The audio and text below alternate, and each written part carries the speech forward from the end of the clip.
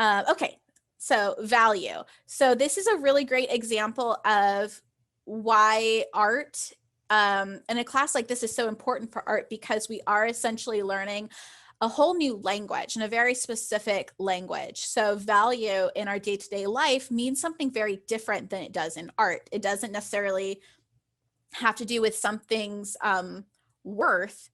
It has to do, in art at least, with how much black, white, or gray is in something.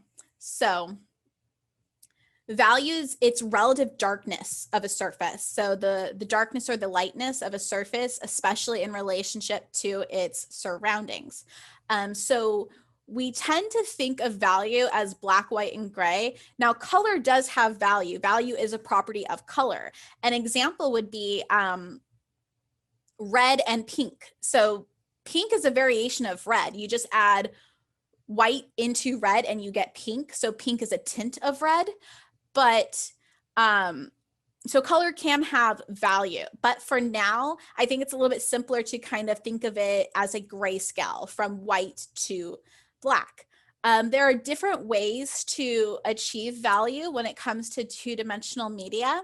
So if you're using pencil or charcoal, you're going to have layering and pressure. So imagine if you're drawing with a pencil, if you push really hard, you're going to get a darker line. And if you push softer, you're going to get a softer line.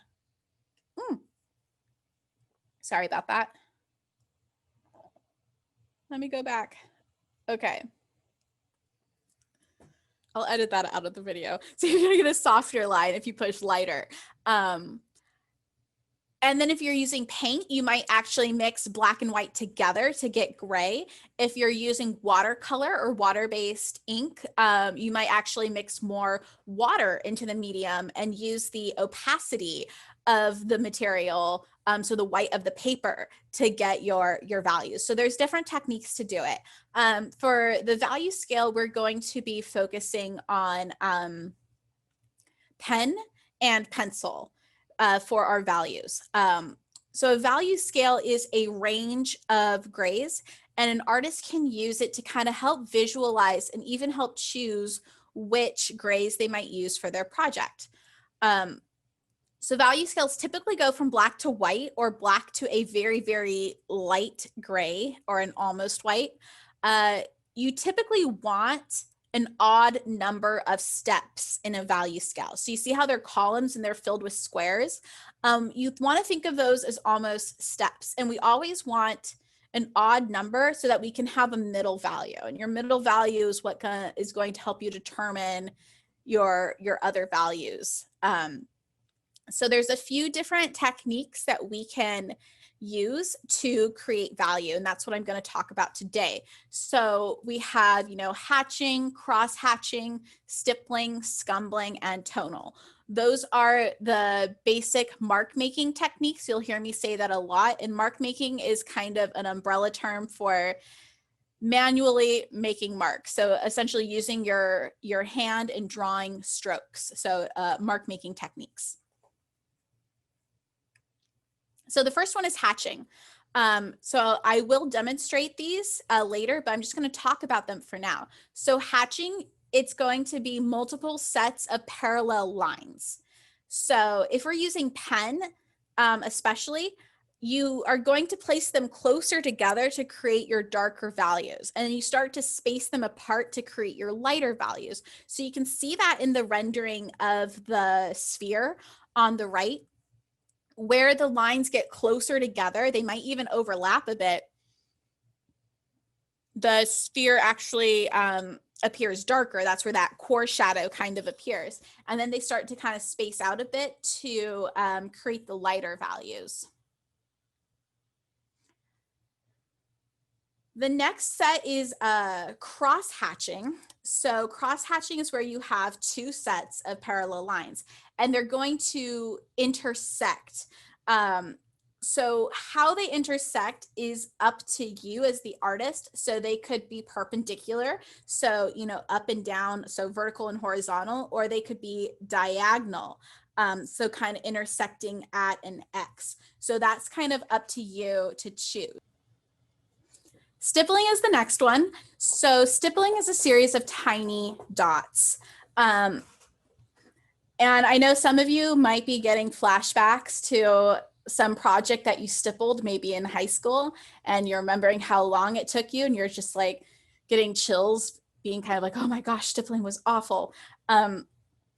And yeah, stippling takes a very long time, but that's kind of the benefit of stippling because it forces you to spend a lot of time on whatever it is you're working on. There is a one-to-one correlation between how much time you spend on something and how good it comes out.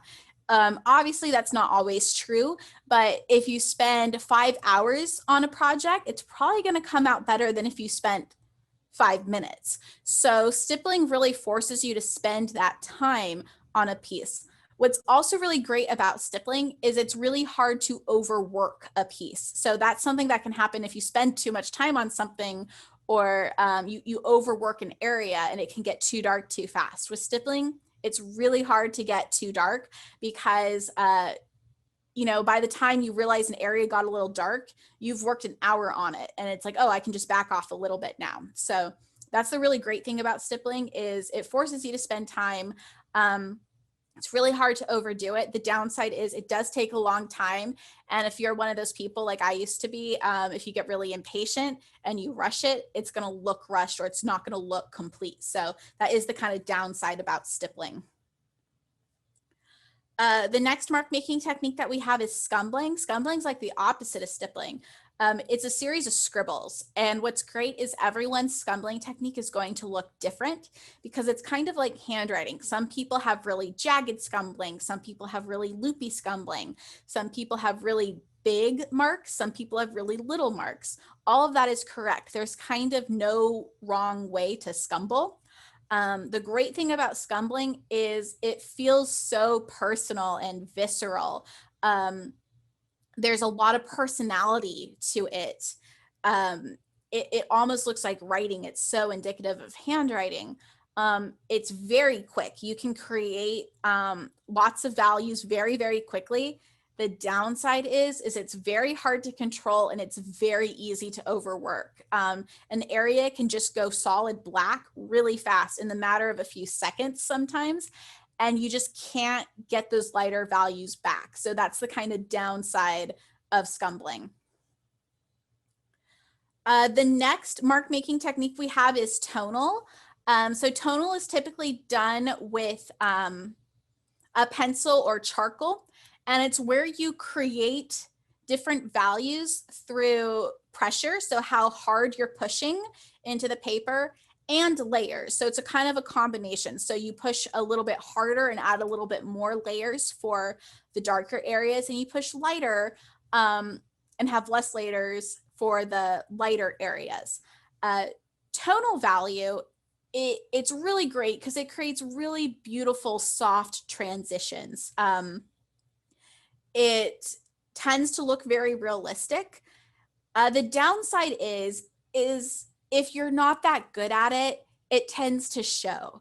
I don't know kind of a nicer way to put it. It's the biggest indicator that you're a noob if you do something incorrectly. So that is the kind of downside. I think it takes a lot to master.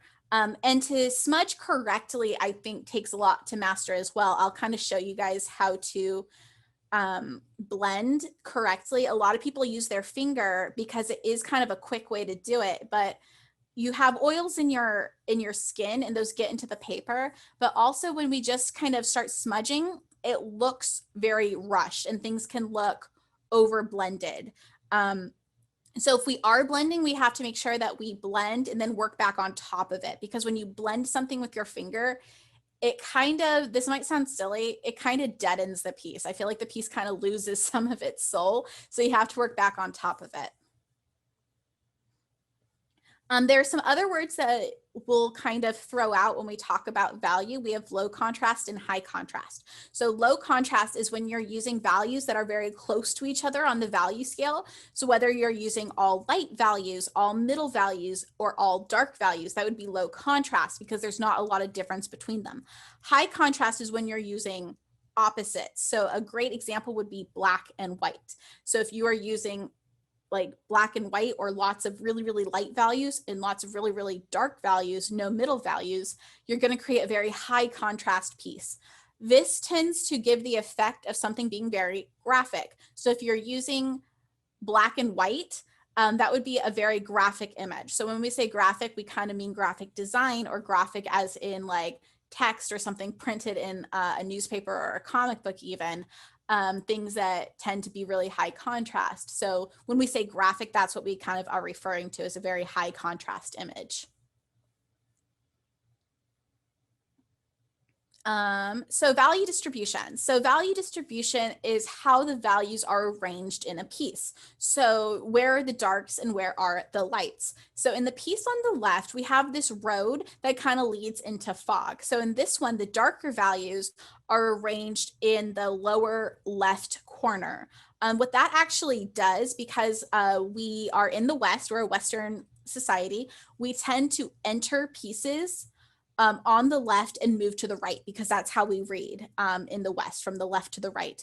So because all those dark values are positioned there, and dark values tend to kind of draw your eye more, you enter the piece at the kind of beginning of that railroad, and then it kind of trails into the foggy distance. So that kind of has to do with the value distribution. So having the values distributed, the lighter values in the center and the darker values in that corner, helps move the eye around.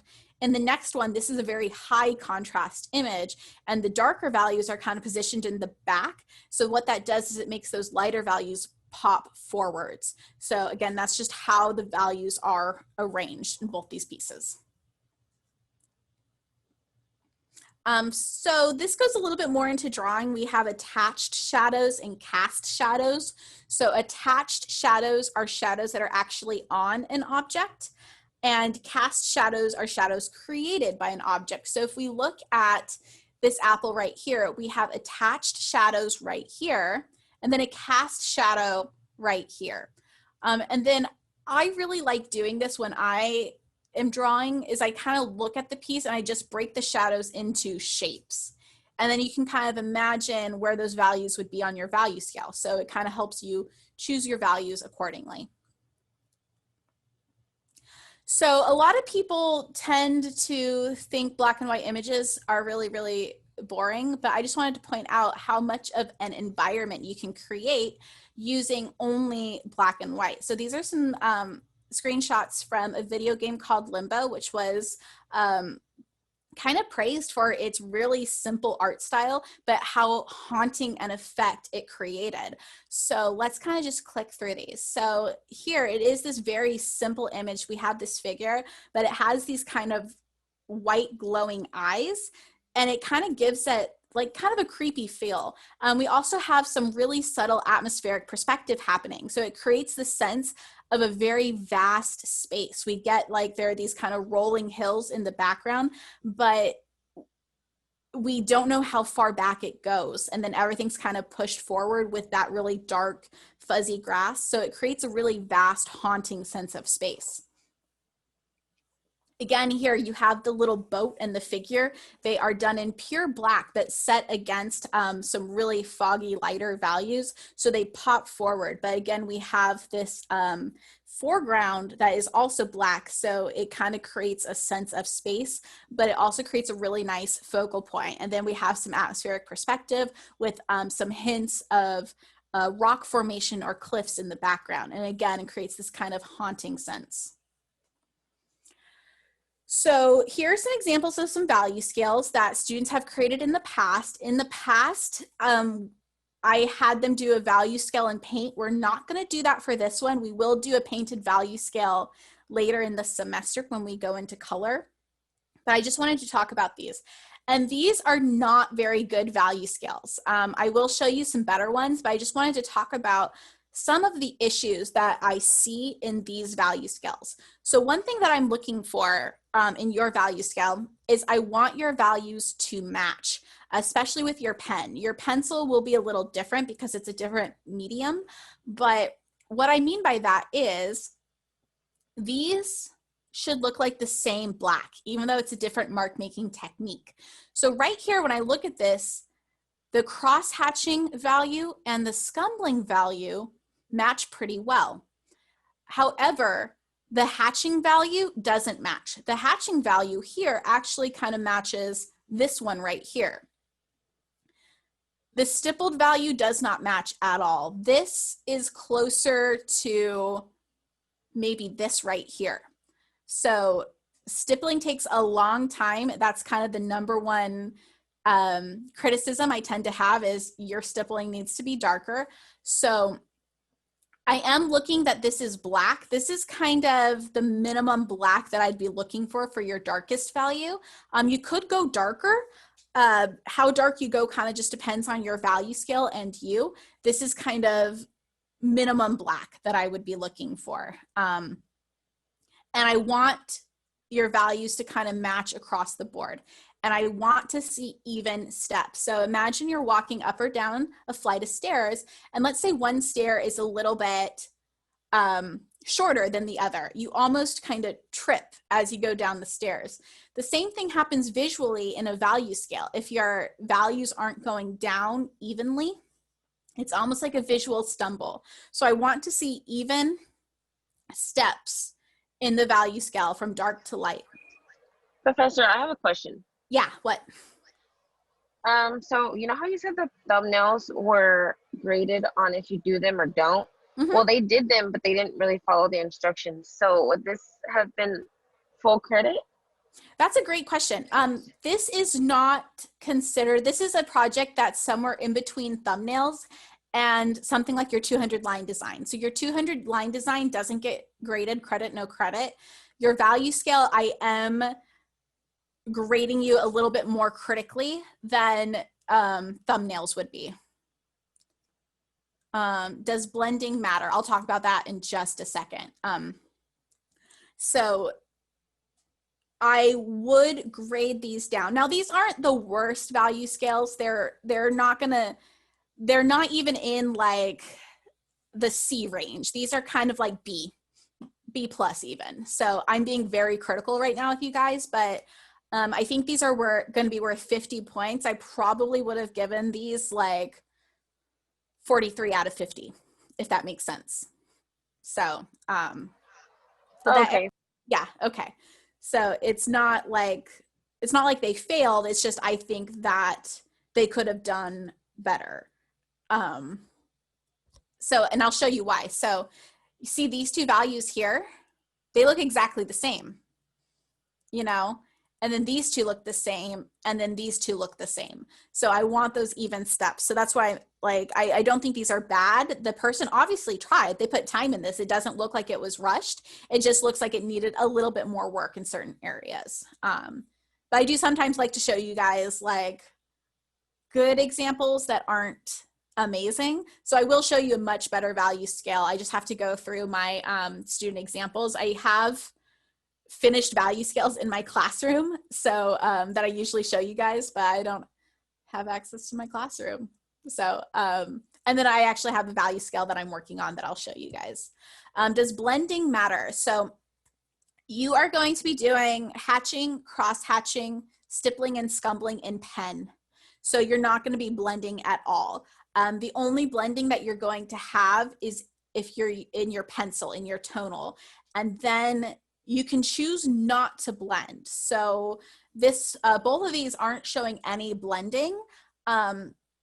They look a little sloppy, but it's not awful. But if you do blend, you just have to make sure you don't over blend, and I'll kind of show you that.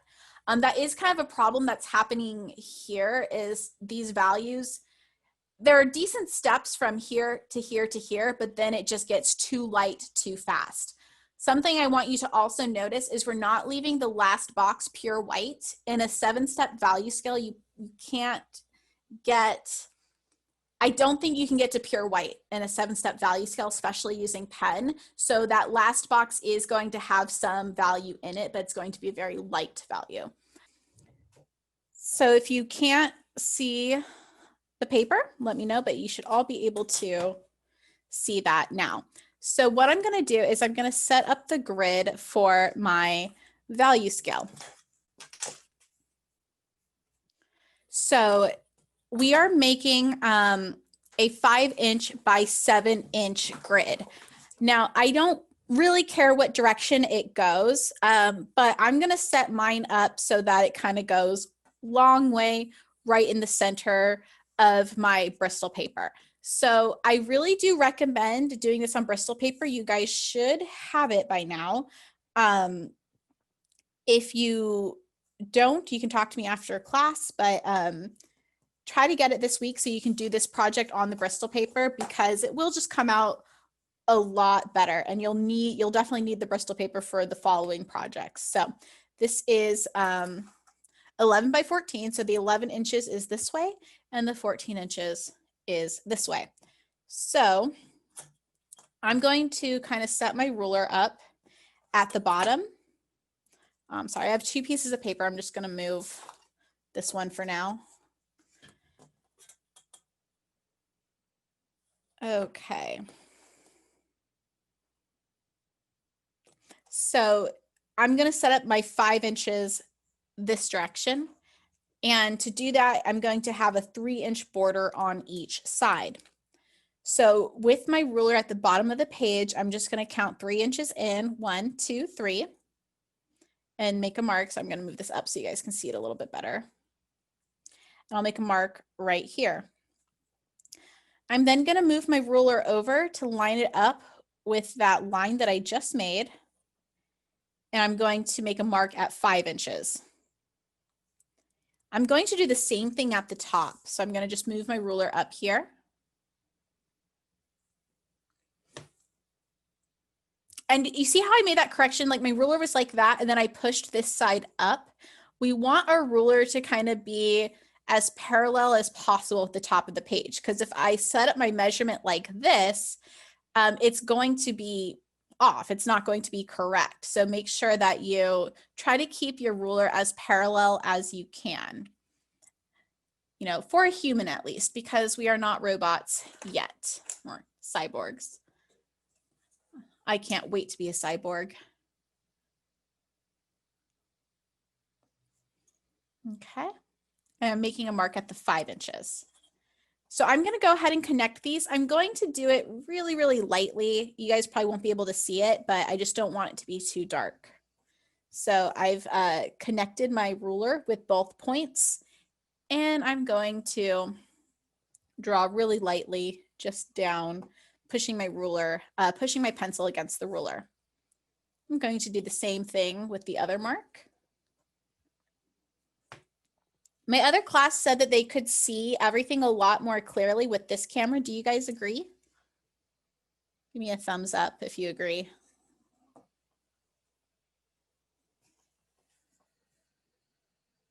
Yeah, thank you. Yeah, I think so too. It's a lot more clear. I think the other one is just trying to like find a face versus this camera on my iPhone. I just got a new iPhone too, so. We upgraded from a 6S to an 11. Whenever we get new phones, it's like a big upgrade like that. So it's a lot better than my old phone even.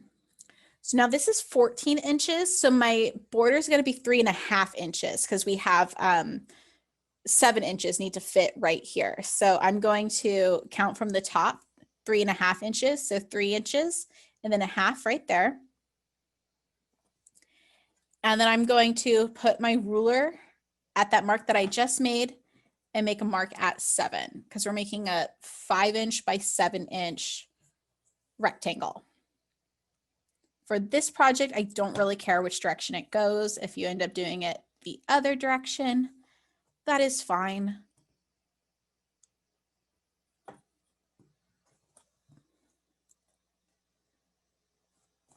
And I'm going to go ahead and connect it. I'm going to draw this one a little bit darker, but I'm not going to draw it all the way through just because I know I don't need to.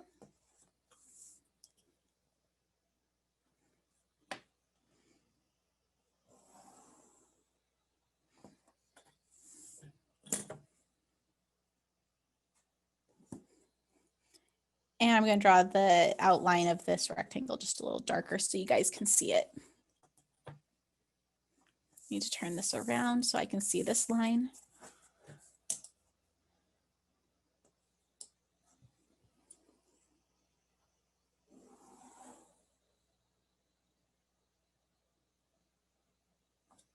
All right, and I'm going to just take a moment to erase these lines that I don't need. And I think I need a new eraser. This eraser is not working so well, but when I use even my kneaded eraser, it works better. So erasers kind of expire, so they kind of get hard and brittle. So a new eraser is always better. I love these Prismacolor erasers. I've purchased them for several classes that I taught, and I often get to keep the extra because you know, if they're extras, sometimes the class that I taught, the people that bought them just tell me to keep them. So I have so many of them, but a lot of them are old now at this point. So I probably need to get some new ones. It's just hard when I have like a box of 24. I don't want to throw them away. Okay. So now what we're going to do is we need to break this up into a 1 inch by 1 inch grid. This is for the 200 line project. So I'm so sorry, that was a mistake. This is for the value project. So your 200 line project has different measurements that I showed you guys like 2 weeks ago. So this is for the value project.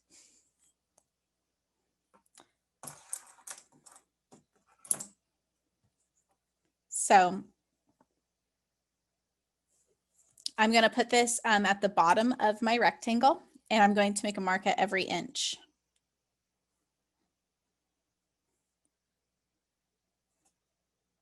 So this is for our value scale.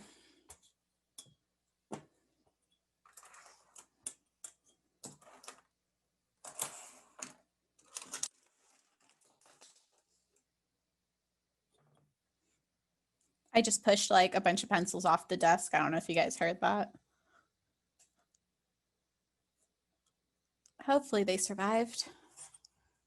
All right, so now I'm going to line up my ruler with those marks that I just made, and I'm going to draw my columns. And so these are all going to be 1 inch by 1 inch. So I have to do this in the other direction as well.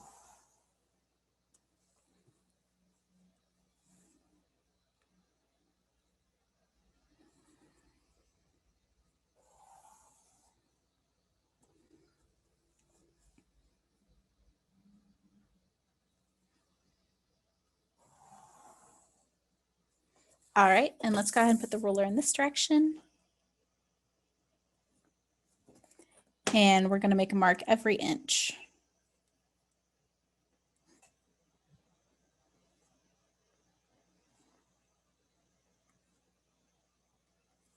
And we'll do the same thing on the other side here.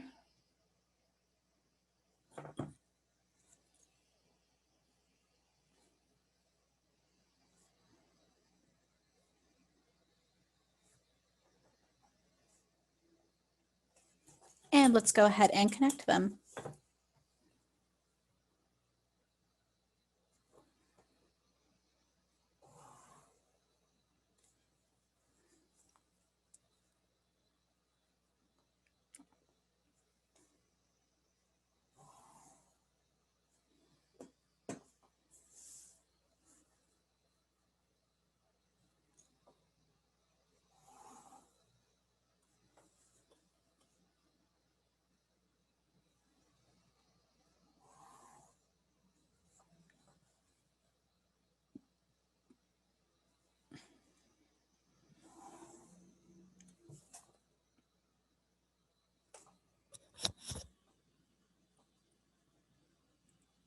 Okay. So that is how we'll set up the grid for our value scale. So all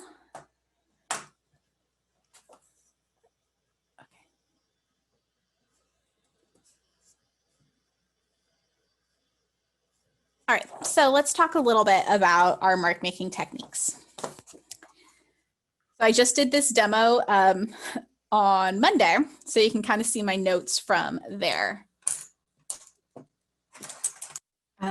So we're going to be using pen for this. So I'm going to go ahead and select which micron pen I want to use.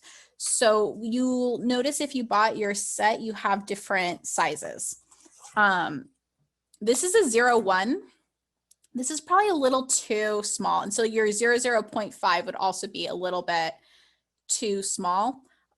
You could do it with the 01. It's just a little small, a little delicate. And I definitely wouldn't do it with the 0.005. So this is a 1. This is big. I definitely would not use this one. This one is way too big. You want to kind of find a sweet spot. And the sweet spot is probably somewhere between a 0.2 and a 0.5. I personally think a 0.8 is too big, so I'm not going to use that one. I like a 0.3. You could use a 0.5, but I personally like the 0.3. I think it's kind of a sweet spot. A 0.5 is totally fine too if you like things to be a little bit more bold, but those would be the ones that I personally recommend. There's not like a right one. I definitely wouldn't use like the 1 or the 0.8. Those are too big. Anything that's even like a fine Sharpie, this is probably too big for what we're doing. So I wouldn't recommend using that. Okay. So I'm going to show you guys with my 0.5 just because I think it's a little easier to see. So let's talk about hatching. So hatching, it's going to be a series of, I'm going to move in a little closer so you guys can see. So hatching is going to be straight lines. They can go in any direction, so they can be horizontal, vertical, or diagonal. So you can see as I do the straight lines, if I do them really close to each other, it kind of starts to look darker. And then as you space them out, it kind of looks lighter. So that is the basic concept for everything that we're doing, especially working with pen. You can see it really, really clearly. So you want to put things closer together to make them darker and space them out to make them lighter. Now with hatching, because you are, human, you might accidentally kind of cross like that. That's fine. You don't want to like cross like that because that would be cross hatching. But if you kind of accidentally stray a bit, you're human, that can be expected. Some people want to use a ruler for this. If that's you, go ahead. When you're actually drawing and sketching, you likely can't use a ruler. It's just not practical. But if you wanted your value scale to look absolutely perfect and you want to use a ruler, that's fine. So now let's talk about cross hatching. All right.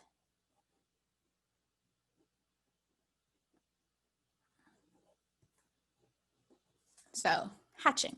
So cross hatching, you're going to have two sets of parallel lines that intersect somehow. So whether that's diagonal, perpendicular, or a combination. So you might have lines that are vertical and then lines that are horizontal. And you would layer up more lines closer together to get your darker value. And you space them out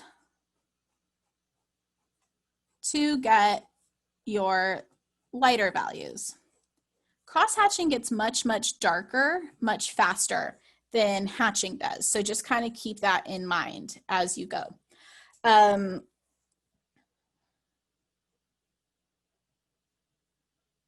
It's really funny. I'm starting to run into students that can't read my handwriting because I write in cursive, because I was definitely taught to write in cursive in school, and they're kind of phasing that out. And I'm not one of those people like, oh, you need to learn cursive. Like, if it's not used anymore, I get that, but it is kind of funny because it's just how I write but I am kind of running into people that have never seen cursive before, and it is strange. It's strange watching the world change. So we have hatching, cross-hatching. One thing that I want to mention about what cross-hatching is not. Cross-hatching is not hashtags. So we're not just going to draw like hashtag, hashtag, hashtag. And it's really funny. This is another example of watching the world kind of change around you. I was reading a teaching tutorial on teaching value. And one of the things was make sure to tell students not to do hashtags. And I had never seen that before. I was like, I've never had a student do that. And that semester I had students doing it. It was really strange. So just make sure we don't do that. So you want to make sure your hatching is going completely through whatever it is that you are hatching. I'm going to write no. No. Another thing I want to remark on is a different style of cross-hatching that if you do this in your project, that's fine. But for this value scale, I want you to do more traditional cross-hatching. So there's a style of cross-hatching where you use multiple sets of lines going in different directions. It's really trendy in the kind of Tumblr, DeviantArt, Instagram kind of drawing communities. So it's you kind of hatch and you go in multiple directions. And I think it's cool. I think it definitely looks interesting, but I would save that for like later on in the semester for your value scale project. I'd like you to kind of do the traditional cross hatching of only using 2 sets of parallel lines, just so that you have a lot more control over your values and it's simple. And I like to see what you can do with simple techniques because they make your complex techniques more interesting. So keep it simple for this one. I'm just gonna write avoid for now. Okay, so stippling, let's talk about stippling. So you're not going to see me stipple a whole box because it's going to take forever. But you're just going to kind of start putting in your dots. And you make them close to kind of create your darker values, and you space them out to create your lighter values.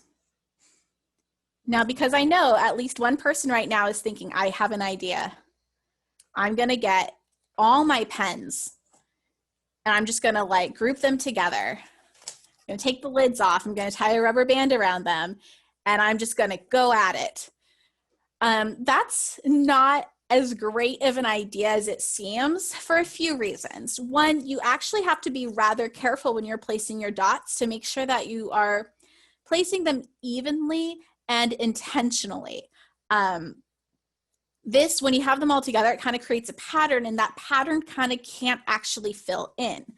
The other thing that happens is you have different sized dots, and that can be distracting, especially in the lighter values. In the darker values, you might not actually notice that because everything's so close together. But in the lighter values, you will definitely notice a change in the size of pen. And then also what's more likely to happen is you're likely to break the tip of your pen.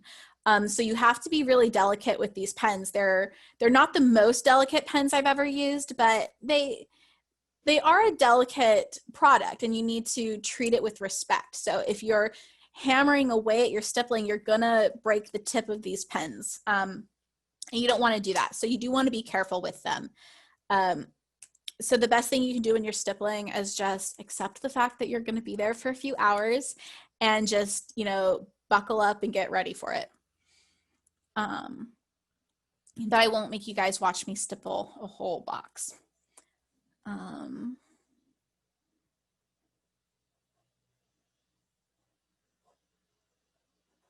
Okay, so the next we have scumbling.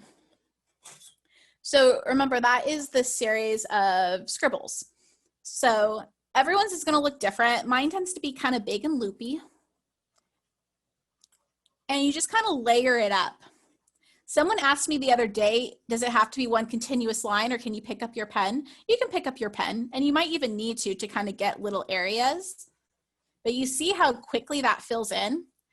You're gonna kind of space it out to get your lighter values. And now someone asked me yesterday, is pressure involved?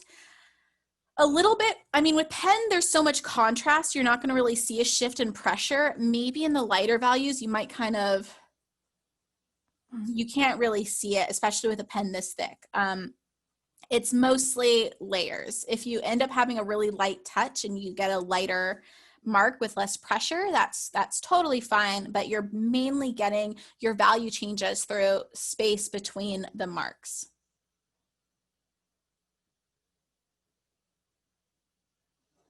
Scumbling.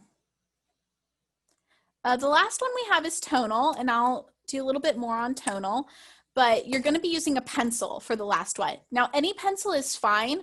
I definitely recommend a traditional wooden pencil over a mechanical pencil. If for whatever reason you don't have a traditional wooden pencil and you only have mechanical pencil, you'll survive. It'll be fine. This is just a lot easier with a traditional wooden pencil. I have mine sharpened in a traditional drawing manner. Don't worry about that, but I am gonna kind of just show you guys. So when you work with a pencil, you're gonna build it up through layers. Now, just because something's really dark, you don't wanna start pushing dark, super dark right away. You wanna kind of build that up through layers. So just working over the same area.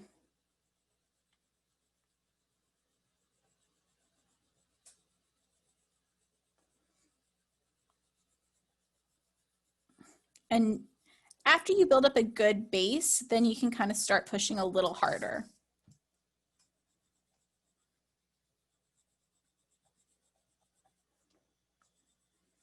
And to get your lighter values, you just kind of push a little bit lighter, a little bit less pressure, and a little bit less layers.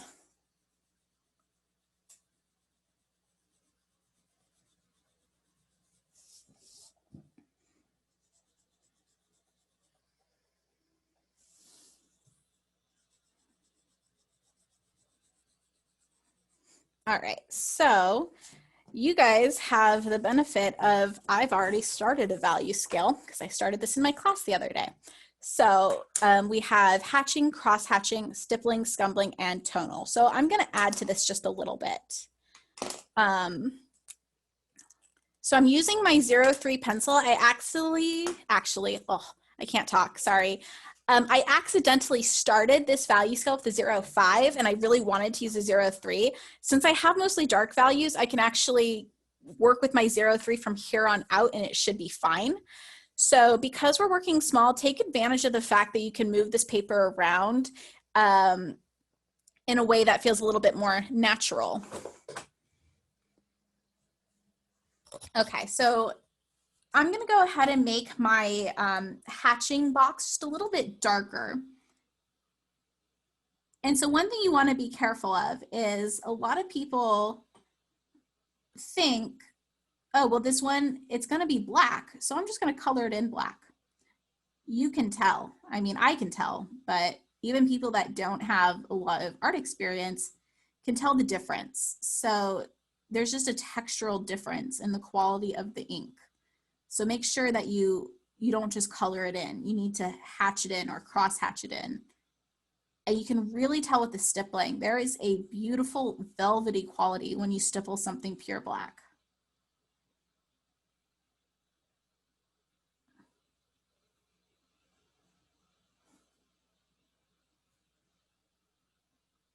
Okay. So now that got really dark, but now there's a really big jump between my darkest value and my second darkest value. So that means I have to make this one a little darker. So I always kind of start a little lighter than I need to because I know that I can make something darker, but you can't make something lighter. So be really careful not to overwork things. I actually have to take my glasses off since I'm working so close. My glasses are for far away. And I do sometimes forget to take them off for when I'm teaching, like when I'm actually demoing.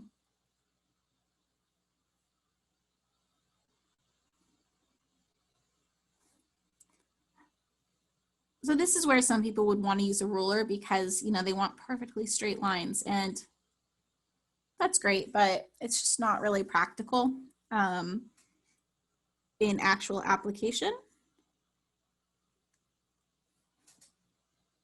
But if you want to use a ruler, that's fine. I get that. And part of me really wants to use a ruler for this too.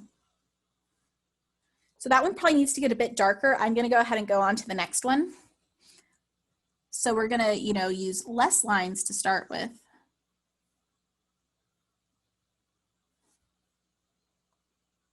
I like to work from dark to light. It just feels really intuitive to me. If for whatever reason working light to dark is better for you, that's fine. Since this isn't a drawing class, you guys have a little bit more flexibility. In my drawing classes, I make everyone start with the middle value and work out. But since it's not drawing, you guys have a little bit more flexibility.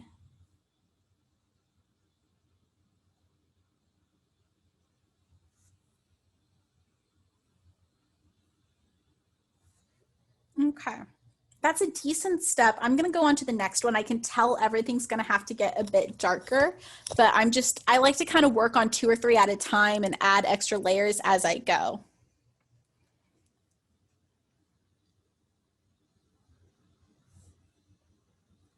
And a weird thing will happen. You'll notice that your lines get straighter as you go because you get practice.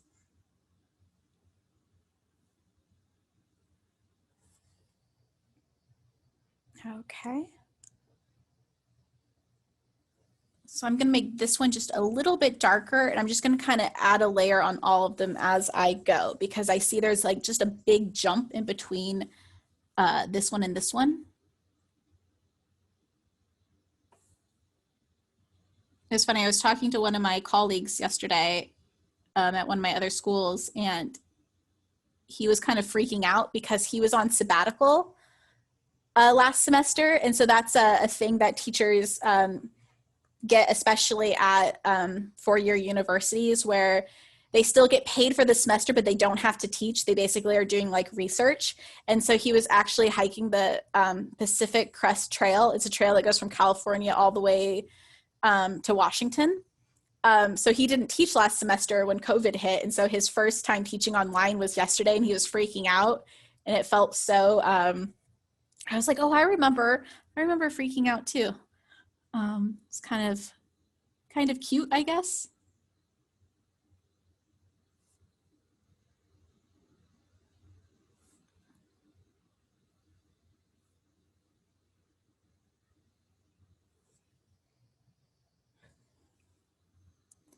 So to check my values, something I like to do is I like to kind of sit back, and you'll hear some people refer to it as squinting their eyes. For me, it's not really squinting my eyes so much as it's unfocusing my eyes so everything gets a little blurry.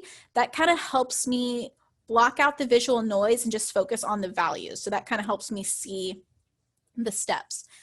This needs to get the tiniest bit darker. Now, if you've made a value scale before, and I always feel like I'm talking to like 18-year-old Erin that thought she knew everything. So if you've made a value scale before, you might be thinking, oh, I know all this. I've already done that.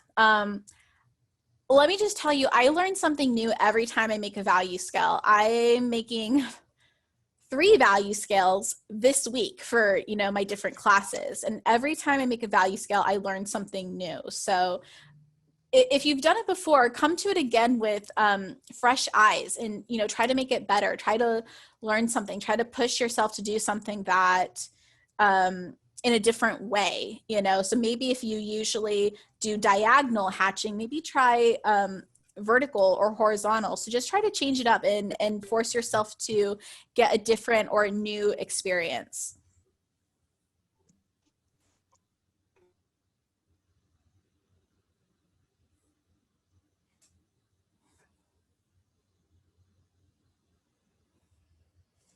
So I don't want to work too much on that one because I just don't want those two to be close.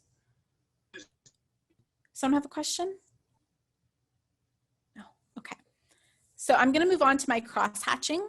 So I did vertical and a diagonal line for mine. Now yours don't have to be that. Yours can go in any direction. Same thing with your hatching. You could do vertical or diagonal. For my cross hatching, I did one vertical and one diagonal. So with cross hatching, you want to always start with less lines than you used for hatching because it gets so much darker, so much faster. Also something to kind of keep in mind, and this is kind of a more advanced drawing technique, it tends to be easier to push a straight line and pull a curved line. So if I'm doing a straight line, I sometimes will do it towards me, but it tends to be easier to draw a straight line away from you. Oops, that's a derpy line.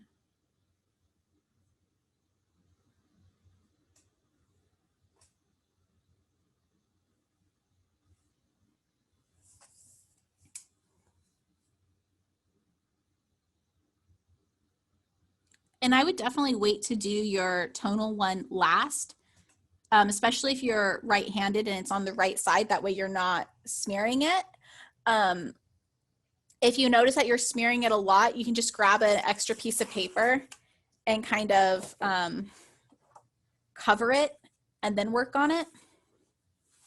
Because certain people just smear paper more than others. It just kind of depends on the chemistry of your skin. You kind of can't help it if you smear more than other people. So if you notice that happening, just put a piece of paper under it. I tend to not smear that much, but I still don't want to chance it.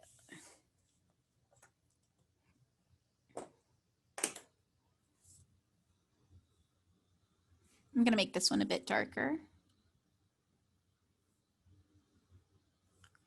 And also, because I made my hatching darker, I want to make my cross hatching darker because I remember I want all these values to match.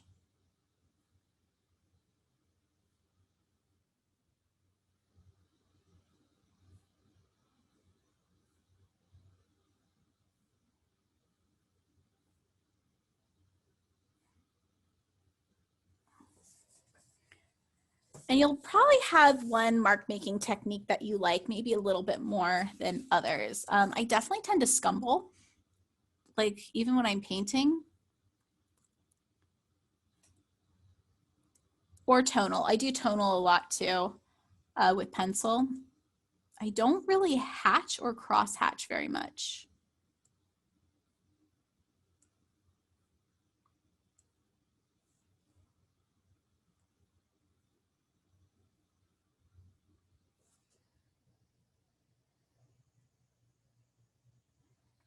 Okay, I'm gonna make this darkest one a little bit darker.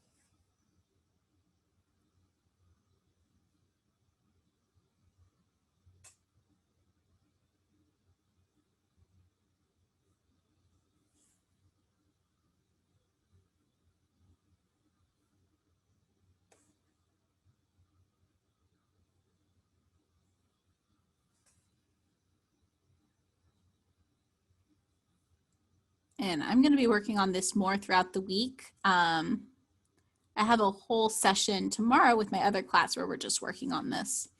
And that's what I'll probably do next Thursday. So next Thursday, not this Thursday, but next Thursday, we're going to have probably a draw with me session where we all just work on our value scales together. All right. So this one definitely needs to get darker, but I'm going to hold off on that for now. And we're going to go back to our stipple. So you see, I didn't get that much work done on my stippling one in my demo the other day. So we're just going to add to it.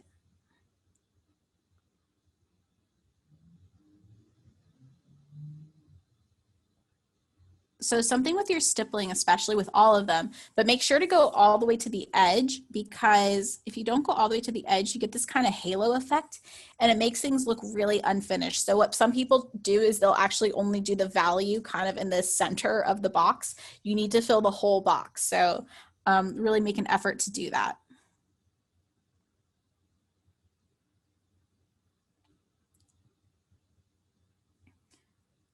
So also be really careful when you're stippling, because if you go too fast, you can start to do this thing and it just looks really sloppy to me. If you go too fast, you tend to get these little like marks, like they look like little, I don't know, little grains of rice almost.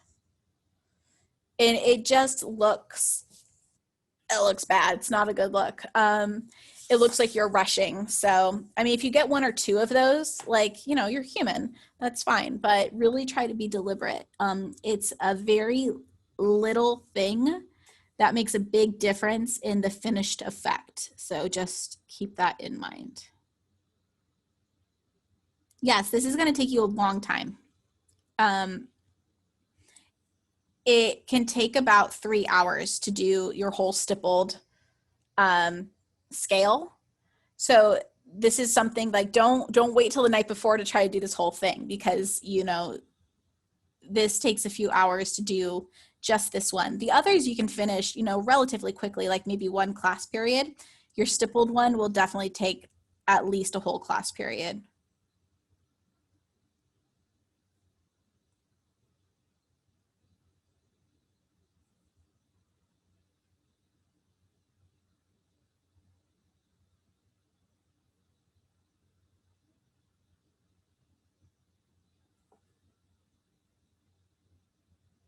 So this kind of value that I've created, and it's not even, so you see how it's kind of darker in one area. So I need to kind of get everything to match the values across the board. But this kind of value would probably be like up here. So your lightest value or second lightest value is still going to be rather time consuming.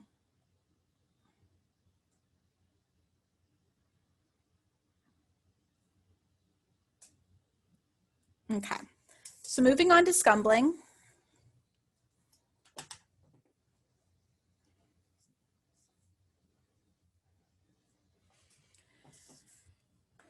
So be very careful with scumbling, because it's really easy to just get too dark too fast. So I'm going to make this a little bit darker and really try to fill the whole box.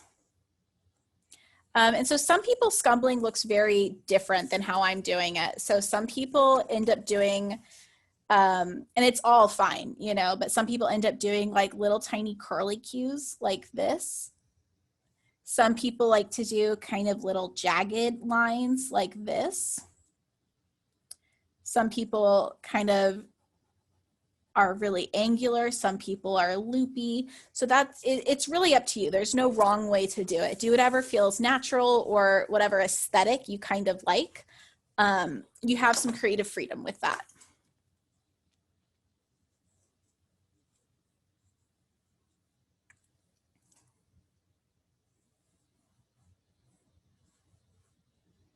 So I'll probably need to change those, but you see how those last two kind of, you know, it's kind of almost just like one line, and that is kind of fine for the scumbling one. I probably need to go and make these two just a little bit darker. So the time that you put into your stippling kind of makes up for how quickly you can do the scumbling one. So let's get to tonal. So I've already kind of started my tonal one right here. I'm going to go ahead and add on to this. I want this to be a little bit darker.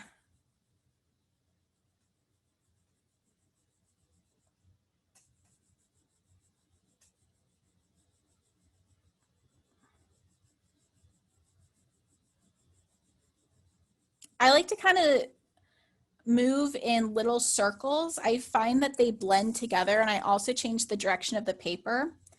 So you can kind of see me working in these little circles. I find that the marks tend to disappear. Bristol paper doesn't take pencil as well as drawing paper. Bristol paper is great because it's an all-purpose paper. You can use lots of different mediums on it, but it's almost like, you know, 3-in-1 shampoo, conditioner, body wash. If something can do more than one thing, it probably doesn't do any of those things very well. So that's kind of how I feel about Bristol paper, because it can take paint, pen, pencil, charcoal, pastel. It doesn't really specialize in any of those. So I noticed that a lot with pencil. Hold on, I'm gonna sneeze, hold on.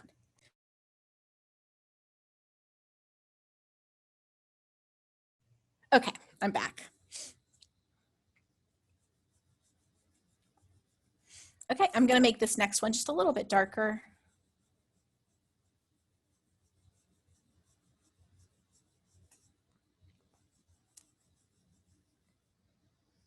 Thank you, thank you. Someone gave me a bless you in the comments. Stephanie, yeah, Stephanie with a Y.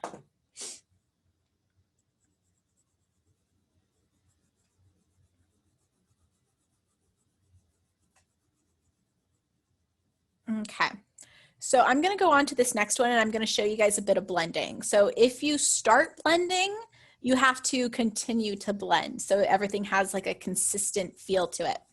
So to blend, what we're gonna do is I'm going to create a very light base of graphite. When you hear me say graphite, that just means pencil. It's just kind of I tend to be very specific when I work with a medium.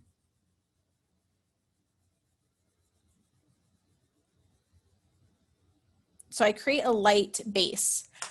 I'm now going to blend it.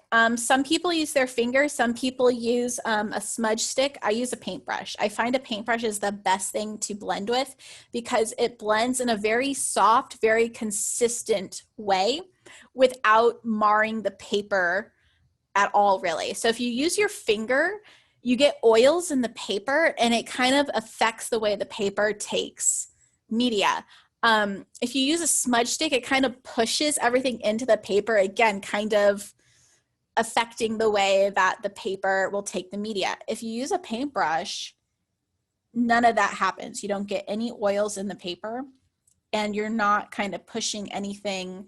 You're not marring the paper, but you're still kind of pushing all the graphite into all the different textures of the paper.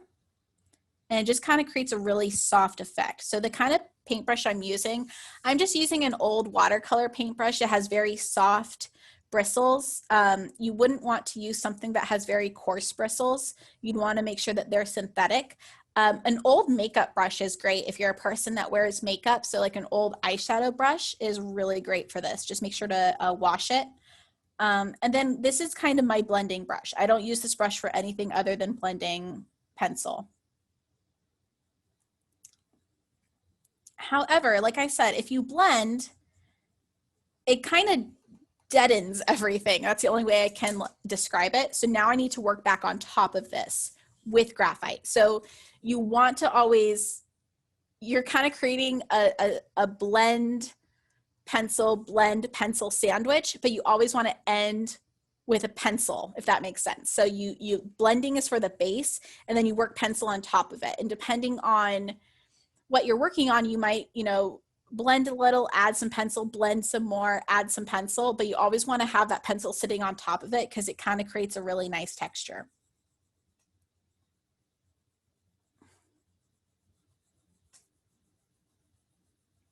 So I just kind of go back in, add that kind of pencil texture, and it looks great. I'm going to make this one behind it just a little darker.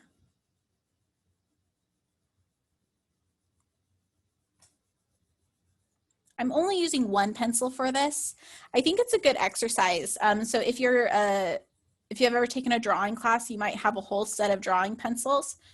Doing this with just one pencil is a great exercise because it's really good to see the range of your medium, like how dark you can get it and how light you can get it.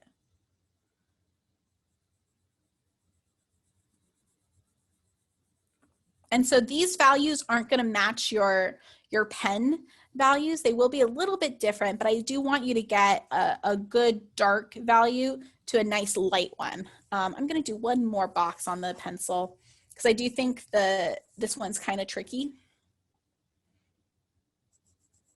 So again, I'm keeping it really light because I am getting into my lighter values now.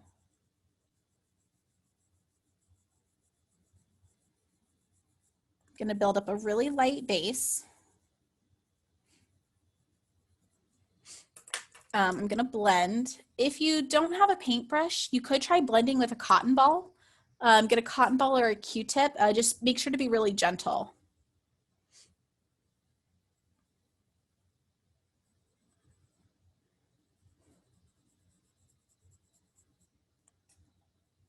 There are certain things I like using my finger for. Like when I work with pastel, I use my hands a lot. Like I definitely use my hands, a combination of a paintbrush and my hands with a soft pastel.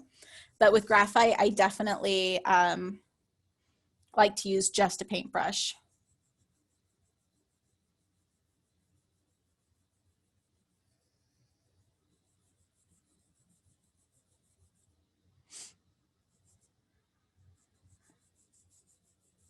Someone in my other class said this was like extremely relaxing to just watch someone like color in things. I've had students tell me that before in demos, that just watching me or anyone paint something or color something in was like really meditative almost.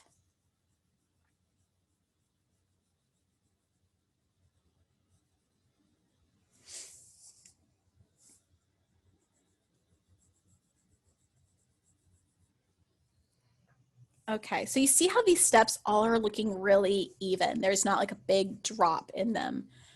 I'll hold off on the last one. And now I want to open it up to questions.